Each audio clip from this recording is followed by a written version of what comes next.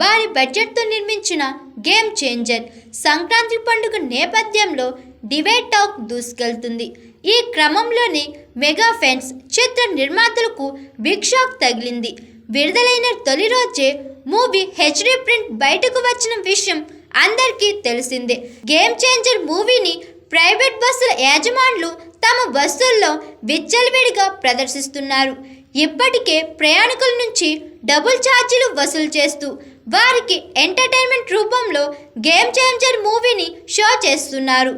ఈ క్రమంలోనే బస్సులో ప్రయాణిస్తున్న ఓ నెటిజన్ ఆ తతంగాన్ని అంతా వీడియో తీసి సోషల్ మీడియాలో పోస్ట్ చేశారు. ఆ వీడియో కాస్త విపరీతంగా వైరల్ అవుతుంది.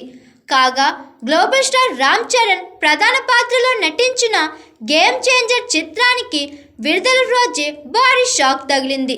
450 కోట్ల భారీ బడ్జెట్తో రూపొందించిన సినిమా విడుదలైన వెంటనే హెచ్డీ ప్రింట్ ఆన్లైన్లోకి వచ్చేసింది. ఈ పరిమాణంతో చిత్ర యూనిట్తో పాటు మెగా అభిమానులు కూడా ఆందోళన వ్యక్తం చేస్తున్నారు.